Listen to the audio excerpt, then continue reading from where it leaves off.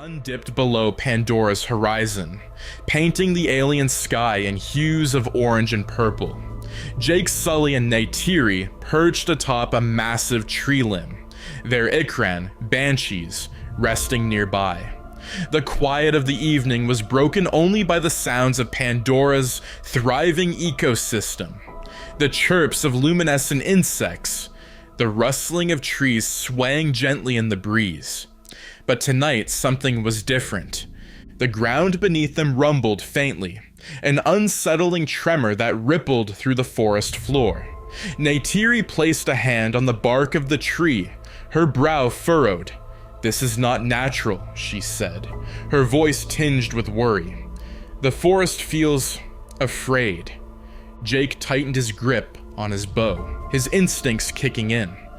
"It's not just the forest," he said, pointing toward a distant herd of dire horses.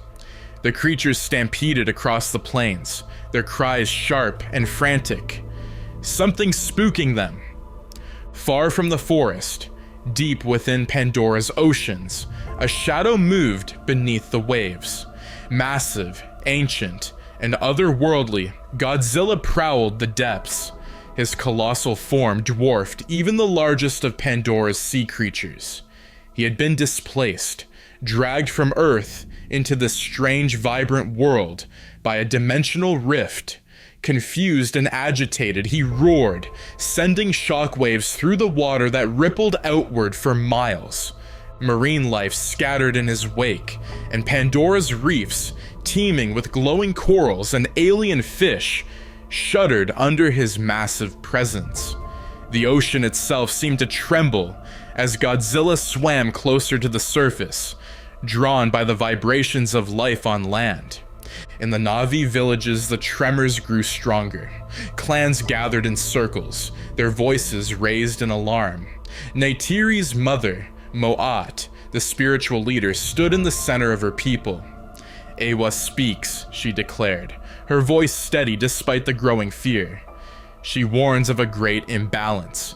A force not born of this world has come.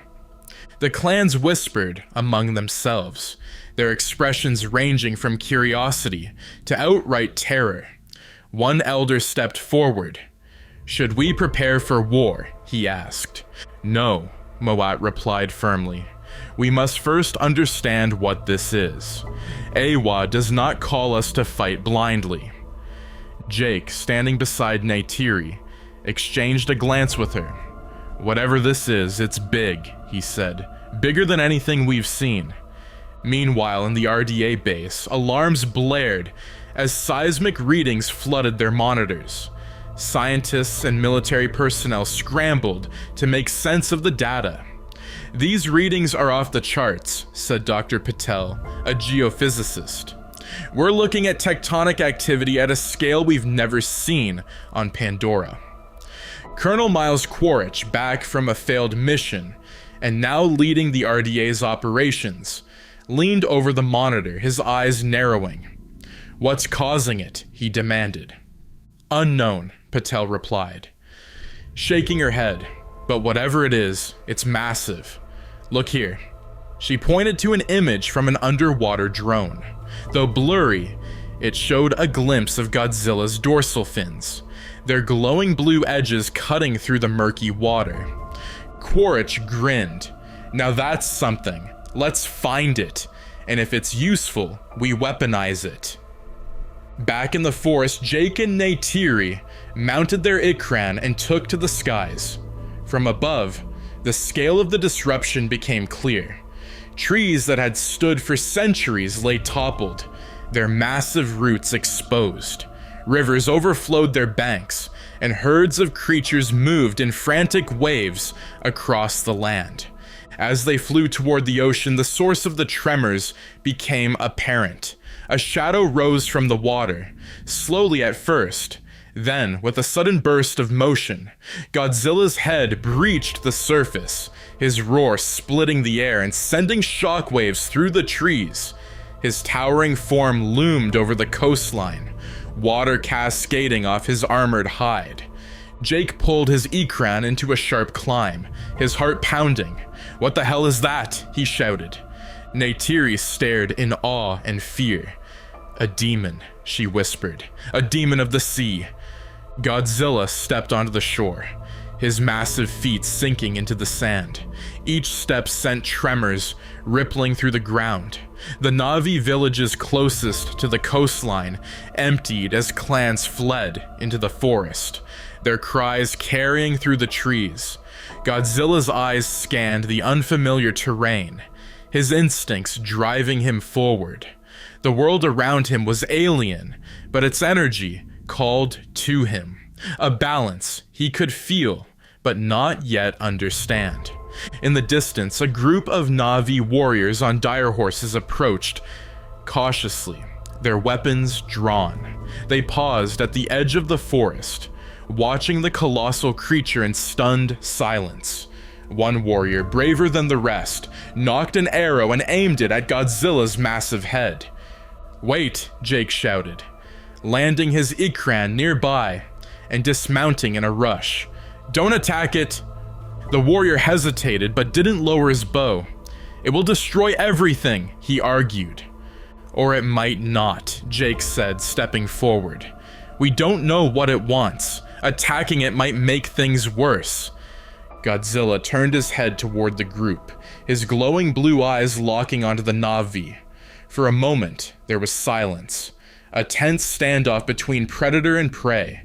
Then, as if sensing no immediate threat, Godzilla let out a low growl and turned back toward the forest.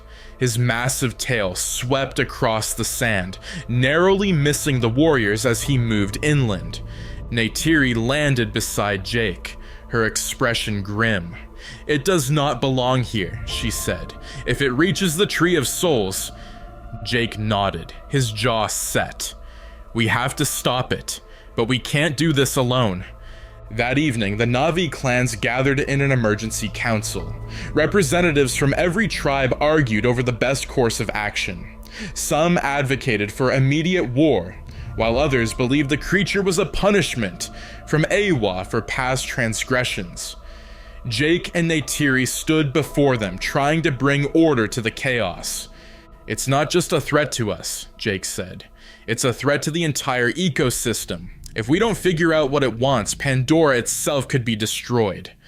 Moat raised her hands, her voice cutting through the noise. "Eywa has not abandoned us," she said, "but we must act wisely. This creature is not of this world. It is lost, like a child wandering in darkness." Jake stepped forward. "Then we guide it. We lead it away from our sacred sites, away from the Tree of Souls." "And if it does not follow?" an elder asked. Jake met his gaze. "Then we do whatever it takes to protect Pandora." The Na'vi clans mobilized under the cover of night. Fires burned in the sacred groves, their light illuminating the tense faces of warriors and elders. Riders prepared their Ikran and dire horses, while hunters sharpened their weapons and sang prayers to Eywa. Every movement carried an undercurrent of urgency. They had faced threats before. Humans, their machines, even predators of the forest, but nothing like this. Jake stood at the center of the gathering, flanked by Neytiri and Moat. His human instincts screamed for battle plans and contingencies, but his Na'vi heart told him to listen. "We've got to figure out what we're dealing with," he said. "Charging in blind is suicide." Neytiri placed a hand on his arm, her expression calm but firm. "You are right, Ma Jake, but this demon must not reach the Tree of Souls. If it does, everything we know will end." Moat stepped forward, her staff glowing faintly. "Eywa speaks to us," she said, her voice carrying over the murmurs of the gathered clans.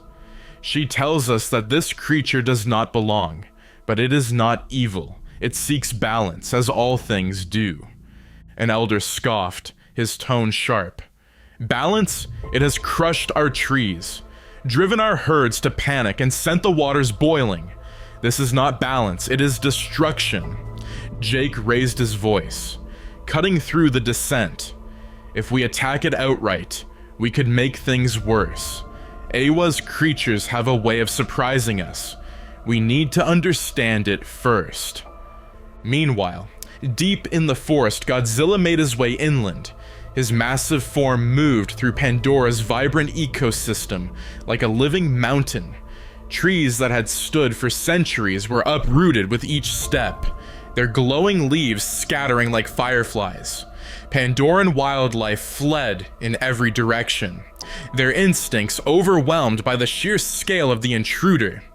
A pack of viper wolves, emboldened by their territorial nature, darted toward Godzilla's feet, their growls sharp and defiant. The great beast paused, lowering his head to observe them. For a moment, the pack hesitated, their instincts urging caution. But as they circled him, snapping and snarling, Godzilla let out a low growl that shook the earth. The viper wolves scattered, their courage no match for his primal dominance. Despite his path of destruction, Godzilla's movements were not entirely aimless. He seemed drawn to the heart of Pandora, where the life force of the planet was strongest. His dorsal fins glowed faintly as he absorbed the energy around him, his body instinctively seeking equilibrium in this new alien world. At the RDA base, Colonel Quaritch and his team were gearing up for their own mission. The blurry footage of Godzilla had sparked a frenzy among the scientists and military personnel. "That thing is a gold mine," Quaritch said, strapping on his exosuit. "If we can control it, we'll have the ultimate weapon." Dr. Patel, the lead geophysicist, looked up from her data, her expression uneasy. "We don't even know what it is. It's not native to Pandora, and it's disrupting the planet's natural balance. Trying to control it could backfire." Quaritch grinned, his confidence unshaken. "Everything on this rock backfires, Doc, but we've got the tech and we've got the firepower. Let's bag ourselves a monster." The RDA deployed drones, mechs, and heavily armed squads, all converging on Godzilla's location. Their strategy was simple: weaken him with concentrated firepower, then deploy containment tech to restrain him. The plan, like so many of the RDA's endeavors, prioritized ambition over caution. The Na'vi scouts were the first to spot the humans moving through the forest. Perched high in the trees, they observed the RDA troops with a mix of anger and unease. Neytiri, leading the group, clenched her fists as she watched the machines tear through the undergrowth. "They will only make things worse," she said, her voice low. Jake, who had joined her, nodded grimly. "Quaritch never learns. We've got to intercept them." The scouts moved swiftly through the forest, their ikrans silent as shadows. When they reached the human convoy, Neytiri raised her bow, her arrow aimed at the lead mech. Jake placed a hand on her arm. "Wait," he said. "Let's see what they're doing first." The RDA forces reached Godzilla's location, just as the great beast emerged into a clearing. The sight of him, towering, glowing, and utterly alien, sent a ripple of unease through the soldiers. But Quaritch was undeterred. "Light him up," he ordered. The forest exploded in fire and sound as the RDA opened fire. Missiles streaked through the air, impacting Godzilla's armored hide and erupting in bursts of flame. Machine guns roared, their bullets ricocheting off his scales. Drones buzzed around his head, firing lasers that left glowing scorch marks.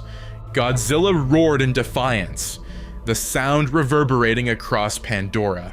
His dorsal fins began to glow brighter, the blue light intensifying as he absorbed the energy of the attacks.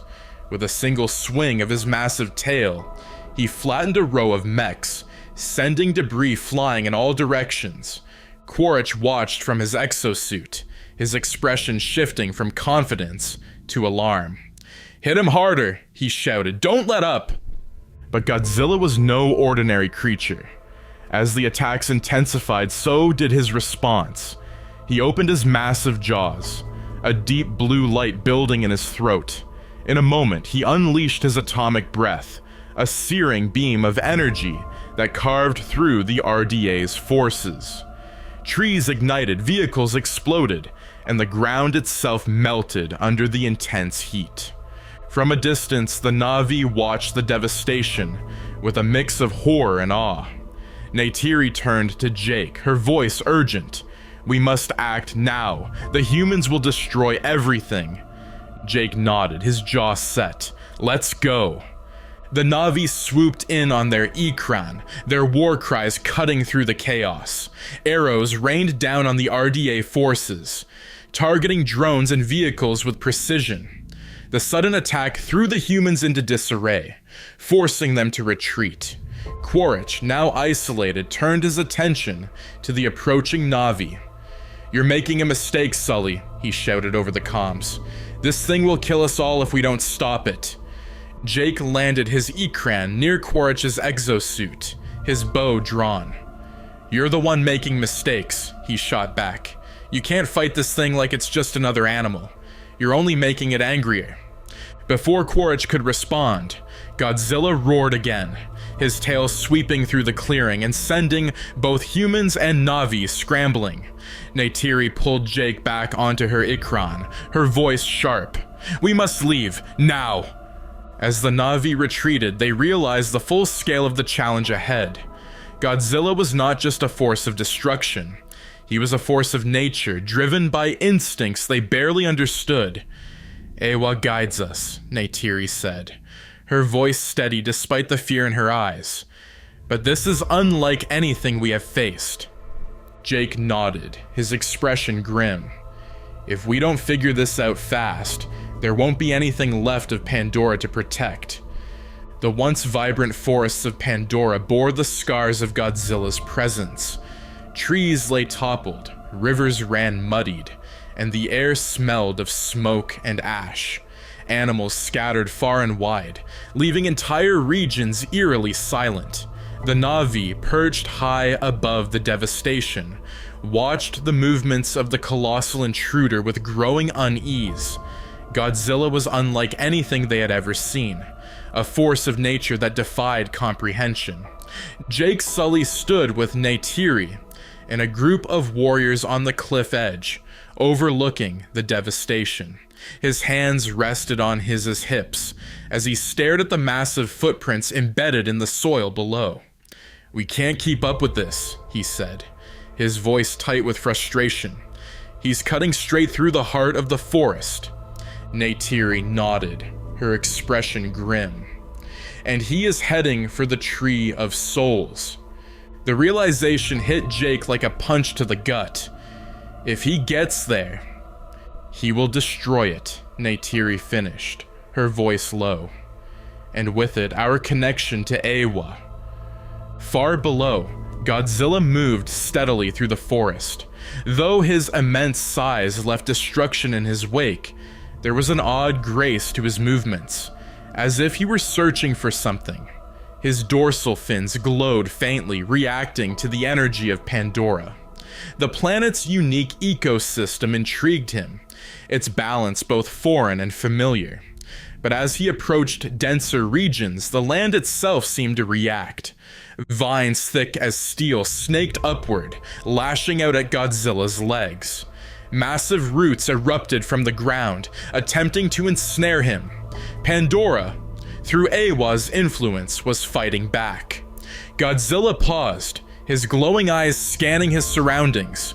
With a low growl, he stomped down, shattering the roots and sending debris flying. Animals, summoned by Ewa's will, joined the fray. Dire horses charged at Godzilla's feet, their glowing patterns flickering as they moved. Packs of viper wolves circled him, their snarls sharp and defiant. Even a mighty Thanator emerged, roaring as it leaped at Godzilla's leg. Godzilla let out a deafening roar, shaking the forest and forcing the animals to pause. The Thanator lunged, its claws raking against his armored hide. Godzilla swiped at it with a massive clawed hand, sending the predator crashing into the trees. The viper wolves attacked in unison, darting in to bite and claw before retreating. Though their efforts were valiant, they barely scratched the behemoth. From a distance, Neytiri watched the battle unfold. Her hands tightened around her bow. "Awa is trying to protect herself," she said, "but it is not enough." Jake nodded, his mind racing. "We need to redirect him. If we can lure him away from the Tree of Souls, we might have a chance." "How?" Neytiri asked, her voice sharp. "What can we offer him that is more powerful than Awa's light?" Jake hesitated, then his eyes lit up with realization. The floating mountains. The Hallelujah Mountains loomed in the distance, their massive forms suspended in the air by Pandora's unique magnetic field. The rocks pulsed faintly with the planet's energy, glowing softly in the twilight. To Godzilla, their energy signature would be irresistible, an overwhelming beacon in a strange new world. The Na'vi devised a plan to draw Godzilla toward the mountains. Jake and Neytiri would lead a small group of warriors to create distractions, guiding him away from the forest and toward the floating rocks. Scarlet banshees were outfitted with glowing orbs filled with concentrated plant sap, designed to mimic the bioluminescence of Pandora's sacred sites. As the warriors prepared, Neytiri approached Moat. "Will this work?" she asked, her voice tinged with doubt. Moat placed a hand on Neytiri's shoulder. "Awa does not abandon her children. She guides us, even in the darkest of times." The Na'vi took to the skies, their Ikran weaving through the air as they approached Godzilla. Jake led the charge, the glowing orbs tied to the backs of the banshees, emitting a bright pulsating light. "Let's see if he notices," Jake muttered. Godzilla, still fending off the planet's defenses, paused as the light caught his attention. His massive head turned, his glowing blue eyes narrowing as he studied the strange new movement in the sky. He let out a low growl, his dorsal fins pulsing faintly. "Come on, big guy," Jake said, steering his Ikran in a wide arc. "Follow us." Godzilla began to move, his massive feet shaking the ground with each step. The Na'vi flew ahead, staying just out of reach, while keeping the glowing orbs visible. Slowly but surely, the great beast changed course, leaving the dense forest behind. The RDA, still recovering from their earlier defeat, observed the Na'vi's efforts through long-range drones. Quaritch, now nursing bruises and a damaged exosuit, scowled at the monitor. "They're leading it somewhere," he said. "But where?" Dr. Patel leaned over the console, her face pale. "The floating mountains," she said. "They're guiding it toward the Hallelujah Mountains." Quaritch's eyes narrowed. "If they're trying to contain it, we can use this. Send the heavy artillery. We'll take it down once and for all." "But Colonel," Patel protested, "the mountains are sacred to the Na'vi. Attacking them will—" "I don't care," Quaritch snapped. "If we let that thing roam free, it'll destroy everything. Deploy the strike team." As the Na'vi neared the floating mountains, the sky grew darker, the light of the glowing rocks casting eerie shadows across the landscape. Godzilla followed closely, his massive form cutting through the forest with ease. Jake glanced back, his heart pounding as he saw the behemoth closing in. "This has to work," he muttered. Neytiri flew beside him, her voice steady despite the tension. "Awa guides us. We will succeed."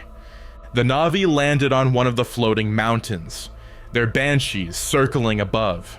Godzilla stopped at the edge of the magnetic field, his glowing eyes fixed on the mountains. For a moment he hesitated, sensing the strange energy that pulsed around him. Then, with a mighty roar, he stepped forward, his immense weight causing the ground to tremble.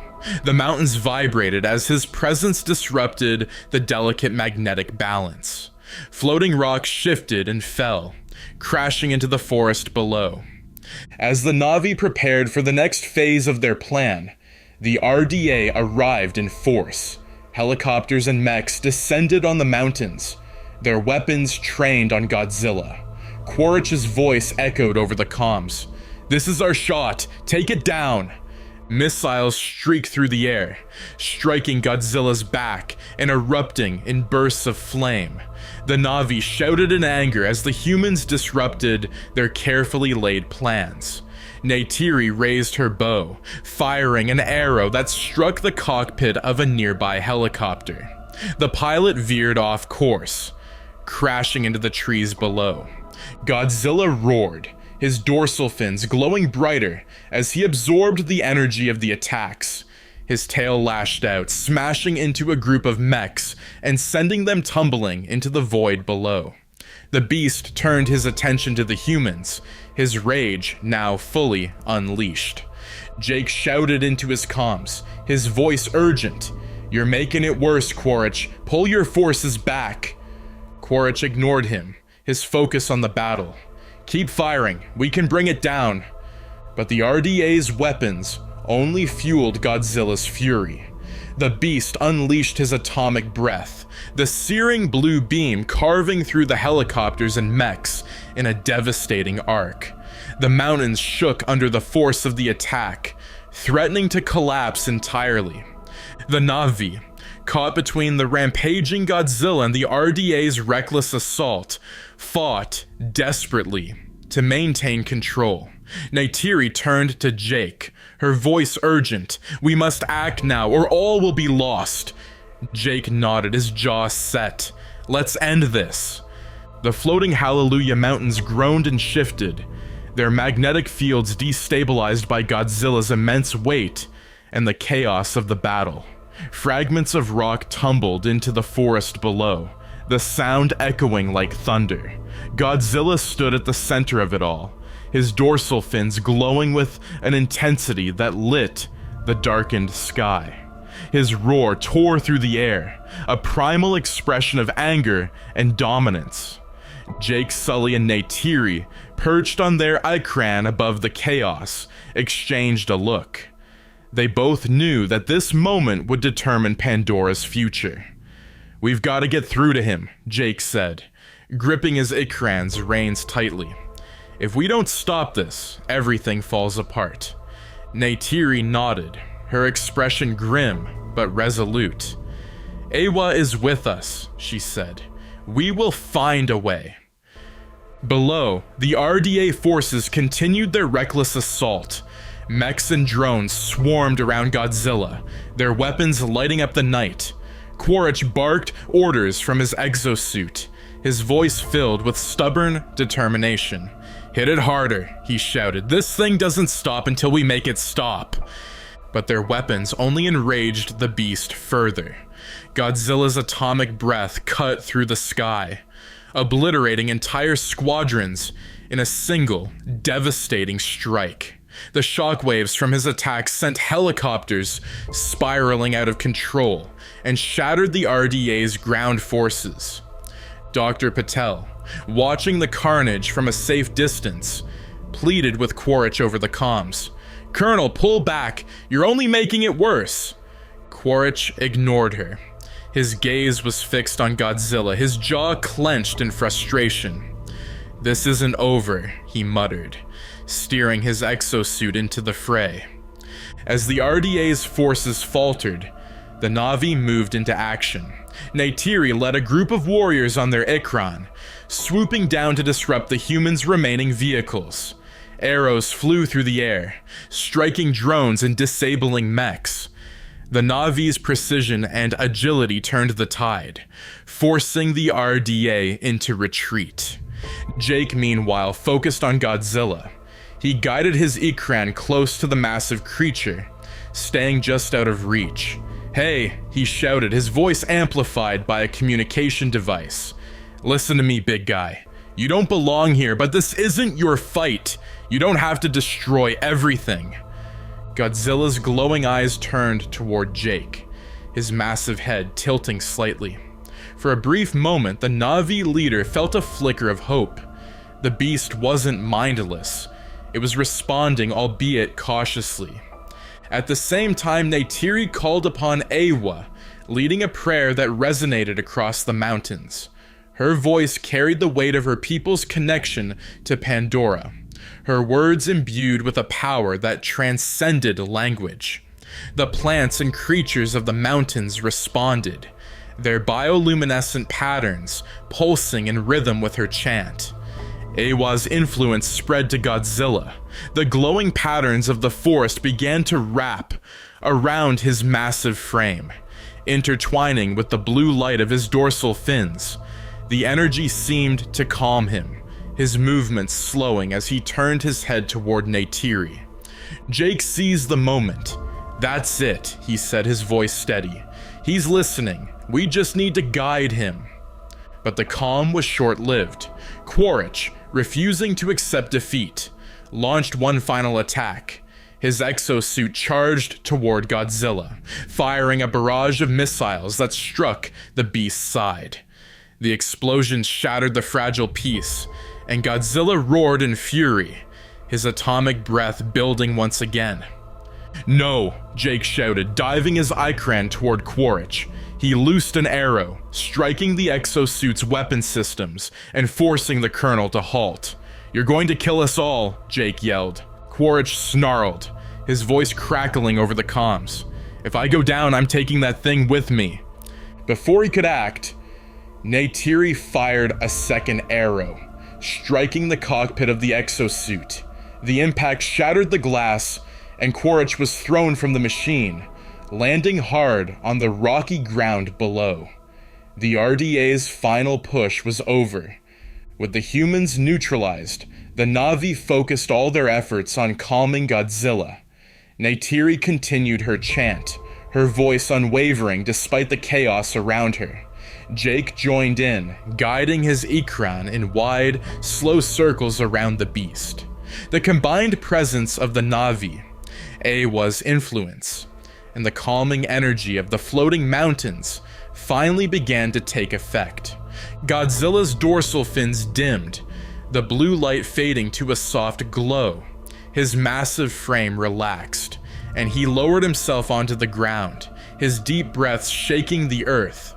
For the first time since his arrival, he seemed at peace. The aftermath was a solemn but hopeful moment. The Na'vi gathered around the resting Godzilla, their voices hushed as they observed the great creature. Moat approached, her staff glowing faintly. She placed a hand on the ground, connecting with Eywa. "He is not of this world," she said, "but he is part of its balance now." Jake stepped forward, his expression thoughtful. "He didn't come here to destroy," he said. "He was just trying to survive."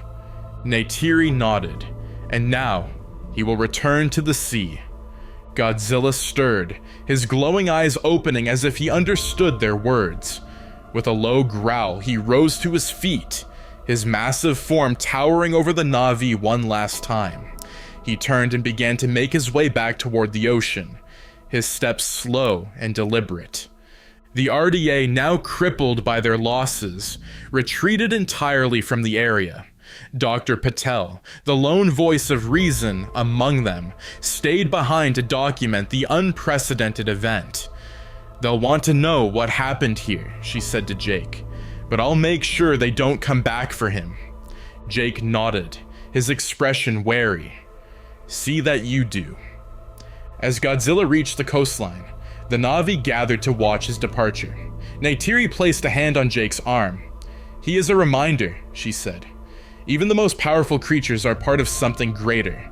Jake smiled faintly. "Yeah, and maybe we are too."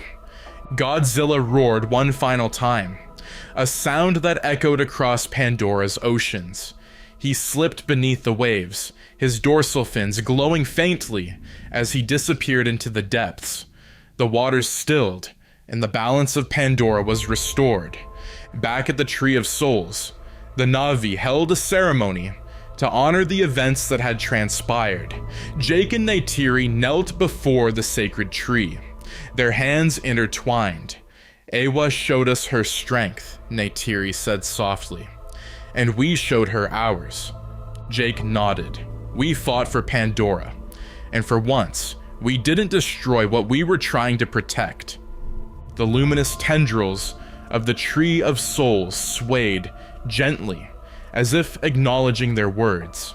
The Na'vi sang, their voices a harmonious echo of the planet's resilience. And as the night fell, Pandora glowed once more with life and balance.